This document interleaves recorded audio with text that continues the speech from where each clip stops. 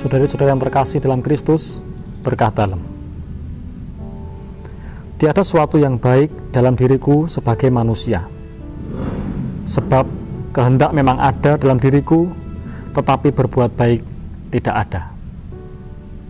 Saudari-saudara, apakah Anda sepakat dengan pernyataan Rasul Paulus tadi itu? Bahwa tubuh manusia itu pada hakikatnya jahat. Tidak ada kebaikan. Saya ingin tidak sepakat, tapi nyatanya itu adalah hal yang sulit. Bahwa seringkali kita terjebak pada hal-hal yang jahat, yang tidak baik, meskipun kita mengetahui bahwa hal itu adalah hal yang tidak baik. Sebagai contoh yang sederhana saja, bahwa menggosip, merasani orang lain, mengatakan hal yang buruk tentang orang lain, tentu kita semua sepakat bahwa itu bukanlah hal yang baik. Tapi apakah kita bisa selalu tidak melakukannya? Saya kira itu hal yang sulit. Seringkali kita ngerasani orang, kita gosip, kita menyampaikan kejelekan orang lain kepada teman kita, meskipun itu bukan dengan alasan yang tidak baik, dengan alasan yang jahat, tapi hanya sekedar kita mencari bahan pembicaraan. Nah, banyak juga hal-hal lain yang kita lakukan, kesalahan-kesalahan, dosa yang tidak kita sadari.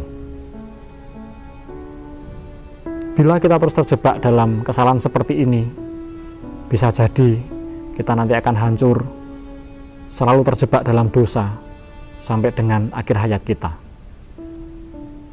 Namun, sebagai orang Katolik, kita percaya bahwa ada yang telah menyelamatkan kita. Dialah Yesus Kristus, Putra Allah, yang telah dikirim untuk menyelamatkan manusia.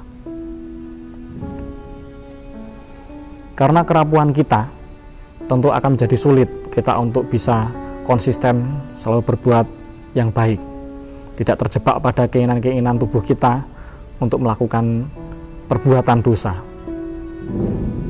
Karena itu, bagaimana kita harus selalu dekat dengan Yesus, itu menjadi solusi untuk kita bisa menjauh dari dosa, pelan-pelan melakukan segala hal kebaikan. Maka yang bisa kita lakukan adalah berusaha untuk semakin dekat dengan Yesus, supaya Dia selalu meraja dalam diri kita. Rajin mengikuti Ekaristi, berdoa, adorasi, membaca kitab suci, berdoa rosario, mengunjungi Gua Maria untuk berdoa.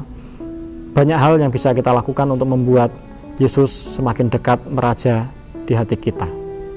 Harapannya melalui doa-doa itu, melalui devosi itu, dan juga melalui karya nyata kita kepada sesama, pelan-pelan namun pasti kita semakin menjauhi keinginan tubuh kita dan semakin mendekati kehendak Allah untuk selalu berbuat baik, sehingga apa yang kita lakukan selalu berkenan kepadanya.